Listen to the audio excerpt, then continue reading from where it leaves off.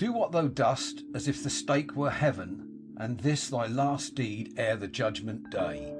If you wish to reach the highest, begin at the lowest. Publius Sirius.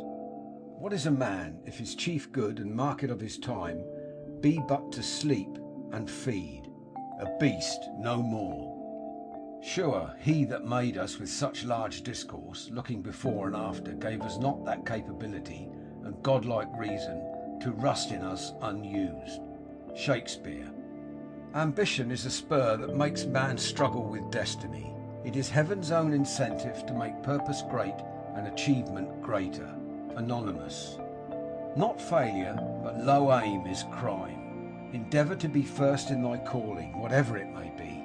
Neither let anyone go before thee in well-doing. Oh, may I join the choir invisible of those immortal dead who live again, in minds made better by their presence, live in pulses stirred to generosity, in deeds of daring rectitude, in scorn for miserable aims that end with self, in thoughts sublime that pierce the night like stars, and with their mild persistence urge man's search to vaster issues. George Eliot. Alexander, Caesar, Charlemagne and myself have founded empires, said Napoleon to Montholon at St. Helena. But upon what did we rest the creations of our genius? Upon force. Jesus Christ alone founded his empire on love, and at this moment millions of men would die for him. I die before my time, and my body will be given back to worms.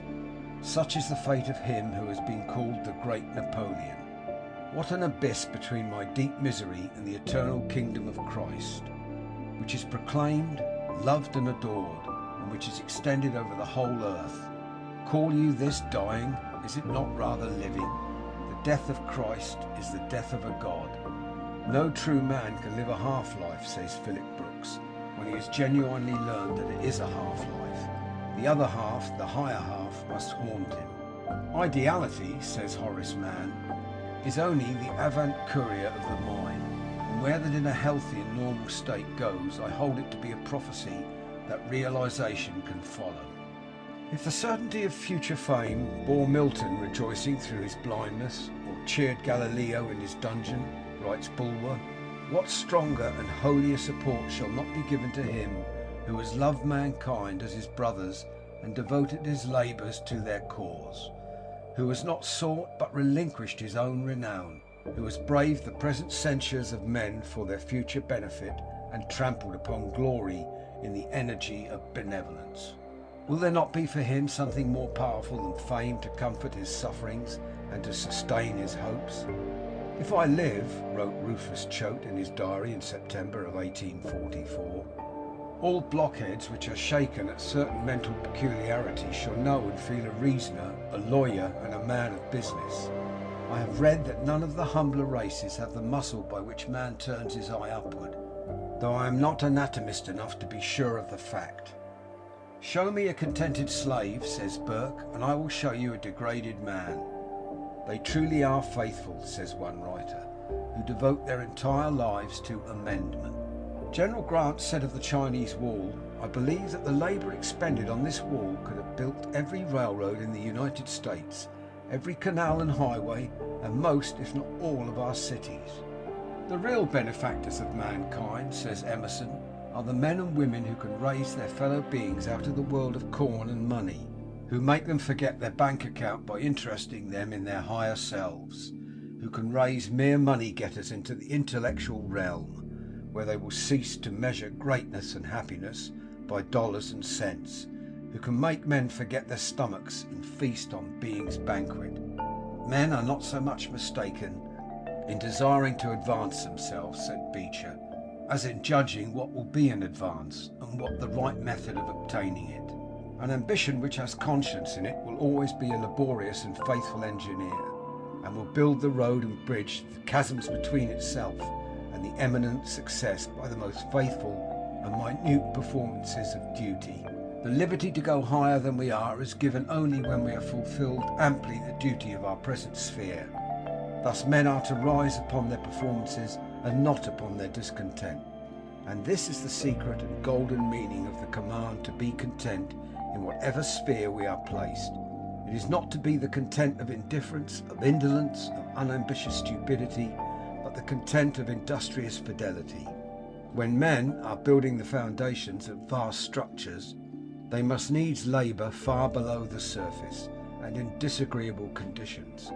But every course of stone which they lay raises them higher, and at length, when they reach the surface, they have laid such solid work under them that they need not fear now to carry up their walls through towering stories till they overlook the whole neighbourhood. A man proves himself fit to go higher who shows that he is faithful where he is. A man that will not do well in his present place because he longs to be higher is fit neither to be where he is or yet above it. He is already too high and should be put lower. Do that which is assigned thee, and thou canst not hope too much or dare too much. What a man does that he has, in himself, in his might, don't waste life on doubts and fears. Spend yourself on the work before you, well assured that the performance of this hour's duties will be the best preparation for the hours or ages that follow it.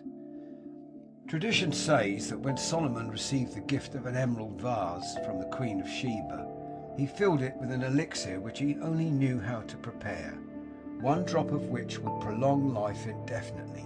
A dying criminal begged for a drop of the precious fluid, but Solomon refused to prolong a wicked life. When good men asked for it, they were refused, or failed to obtain it when promised, as the king would forget or prefer not to open the vase to get but a single drop. When at last the king became ill and bade his servants bring the vase, he found that the contents had all evaporated. So it is often with our hope, our faith, our ambition, our aspiration. A man cannot aspire if he looks down. God has not created us with aspirations and longings for heights to which we cannot climb. Live upward. The unattained still beckons us towards the summit of life's mountains, into the atmosphere where great souls live and breathe and have their being.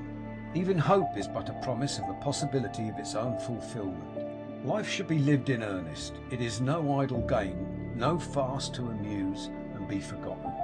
It is a stern reality, fuller of duties than the sky of stars. You cannot have too much of that yearning which we call aspiration. For even though you do not attain your ideal, the efforts you make will bring nothing but blessing, while he who fails of attaining mere worldly goals is too often eaten up with the canker worm of disappointed ambition.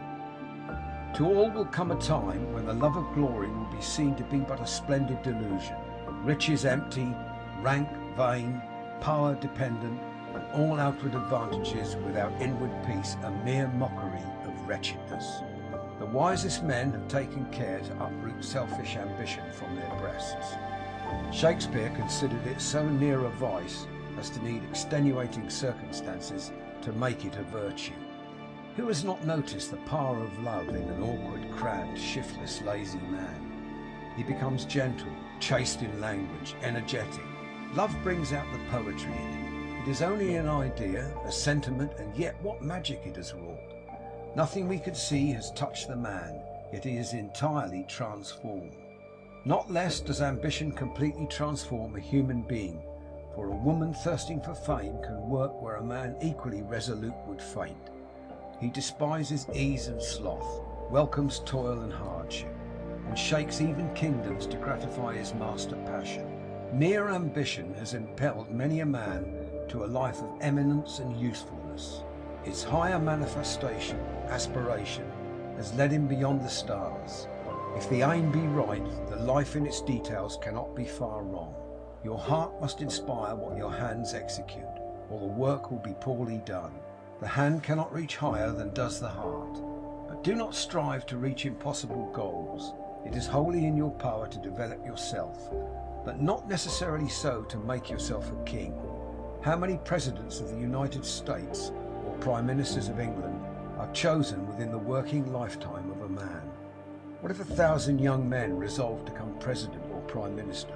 While such prizes are within your reach, remember that your will must be tremendous and your qualifications of the highest order, or you cannot hope to secure them. Too many are deluded by ambition beyond their power of attainment, or tortured by aspirations totally disproportionate to their capacity for execution. You may indeed confidently hope to become eminent in usefulness and power, but only as you build upon a broad foundation of self-culture, while as a rule specialists in ambition, as in science, are apt to become narrow and one-sided. Darwin was very fond of poetry and music when young, but after devoting his life to science, he was surprised to find Shakespeare tedious. He said that if he were to live his life again, he would read poetry and hear music every day, so as not to lose the power of appreciating such things. God asks no man whether he will accept life. That is not the choice. You must take it. The only choice is how. When I found out I was black, said Dumas, I resolved to live as if I were white, and so force men to look below my skin. In the collection of the Massachusetts Historical Society is a prospectus used by Longfellow in canvassing. On one of the blank leaves of which are the skeleton stanzas of Excelsior, which he was evidently evolving as he trudged from house to house. Disregarding the honours that most men value and looking to the truth, said Plato, I shall endeavour in reality to live as virtuously as I can, and when I die, to die so, and I invite all other men to the utmost of my power, and you too I invite this contest, which, I affirm, surpasses all contests here. Did you ever hear of a man who had striven all his life faithfully and singly toward an object, and in no measure obtained it? Asked Thoreau. If a man constantly aspires, is he not elevated? Did ever a man try heroism, magnanimity, truth and sincerity, and find there was no advantage in them, that it was a vain endeavour? Oh, if the stone can only have some vision of the temple of which it is to be a part forever, exclaimed Phillips Brooks. What patience must fill it as it feels the blows of the hammer, and knows that success for it is simply to let itself be wrought into what shape the master wills. Man never reaches heights above his habitual thought. It is not enough now and then to mount on wings of ecstasy into the infinite. We must habitually dwell there. The great man is he who abides easily on heights to which others rise occasionally and with difficulty. Don't let the maxims of low prudence daily dinned into your ears lower the tone of your high ambition, or check your aspirations. Hope lifts us step by step up the mysterious ladder, the top of which no eye hath ever seen. Though we do not find what hope promised, yet we are stronger for the climbing, and we get a broader outlook upon life, which repays the effort. Indeed, if we do not follow where hope beckons, we gradually slide down the ladder in despair. Strive ever to be at the top of your condition. A high standard is absolutely necessary.